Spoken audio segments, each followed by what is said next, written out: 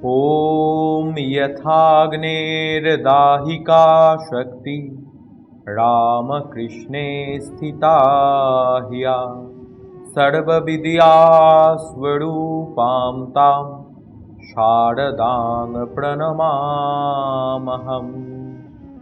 শ্রী শ্রী মায়ের কথা।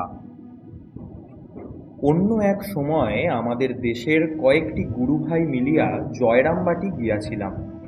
সেখানে যাইয়া আমার এইরূপ মনে হইতেছিল যে এত দূর ছুটিয়া আসিয়াছি, জীবনে তো কিছুই করিতে পারিলাম না। শ্রী শ্রী মায়ের যদি সেবা করিতে পারিতাম, নিজেকে বড়ই ধন্য মনে করিতাম।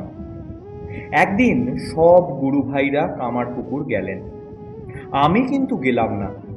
বৈকালে মায়ের কাছে গিয়েছি। তিনি ভাঁড়ার ঘরের বারান্দায় বসিয়াছিলেন। আমাকে দেখিয়া বলিলেন, বাবা, ভাঁড়ার থেকে আটার হাঁড়িটা নিয়ে এসো তো। আমি আনিয়া দিলাম। তিনি খানিকটা আটা বাহির করিয়া জল মাখিলেন এবং উহা ঠেসিতে বলিলেন। আমি আটা ঠেসিয়া দিয়া বাহির বাটিতে আসিলাম। পুনরায় সন্ধ্যার সময় মায়ের কাছে গিয়াছি। তখন মা তাহার নিজের ঘরের বারান্দায় বিশ্রাম করিতেছিলেন। আমি তথায় বসিয়া আছি। কিছুক্ষণ পরে মা আমাকে বলিলেন, বৈকুণ্ঠ, পাটা একটু টিপে দাও তো বাবা। আমি পা টিপছি।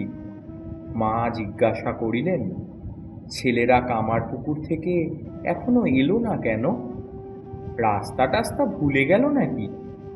এই কথা বলিয়া বড়ই উদ্বিগ্ন হইলেন। ব্রহ্মচারী জ্ঞানকে ডাকিয়া বলিলেন, জ্ঞান, একবার দেখো তো ওদের এত দেরি কেন হচ্ছে। ব্রহ্মচারী জ্ঞান দেখিবার জন্য কিছু দূর অগ্রসর হইয়া গেলেন। বাস্তবিক তাহাদের সেদিন রাস্তা ভুল হইয়াছিল। খোঁজ না লইলে তাহাদের বাড়ি পৌঁছতে আরো অনেক দেরি হইত।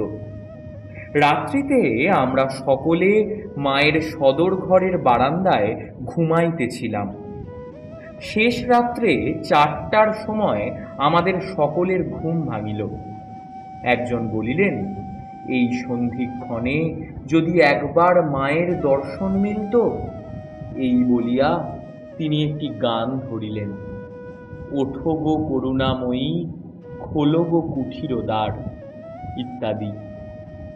গান শেষ হইতেই দেখি মা বাহির দরজা খুলিয়া দাঁড়াইয়া আছেন। আমরা হঠাৎ তাহার দর্শন পাইয়া মহানন্দে একে একে সকলে প্রণাম করিলাম। মা আবার দরজা বন্ধ করিয়া ভিতরে গেলেন। আরেকদিন আমরা কয়েকজন মিলিয়া বাসন্তী পূজার সময় জয়রামবাটি গিয়াছিলাম। রাস্তায় সাদা পদ্মফুল দেখিতে পাইয়া কিছু সংগ্রহ করিয়া লইয়াছিলাম।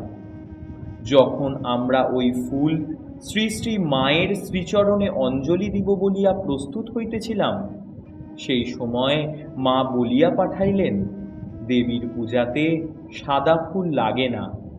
এ সংবাদ পাইয়া আমরা পুনরায় লাল পদ্ম সংগ্রহ করিয়া তাহার পাদপদ্মে অঞ্জলি দিয়াছিলাম। একদিন তাহার সাংসারিক কোনো কথায় শুনিলাম, মা যেন কাহাকে বলিতেছেন, আমাকে বেশি জ্বালাবে না, কারণ আমি যদি চোটে মোটে কাউকে কিছু বলে ফেলি তো কারো সাধ্য নেই যে আর রক্ষা করে।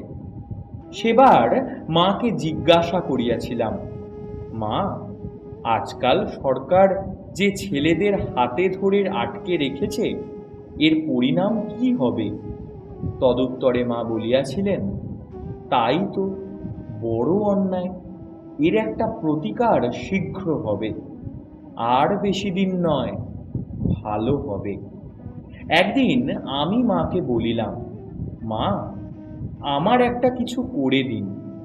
তাহাতে মা বলিলেন, শরৎ, রাখাল এরা রয়েছে, হয় কি? তখন আমি বলিয়াছিলাম, মা, আমার বড়ই ইচ্ছা হয় কিছুদিন মঠে গিয়ে থাকি। মায়ের মত হইল না।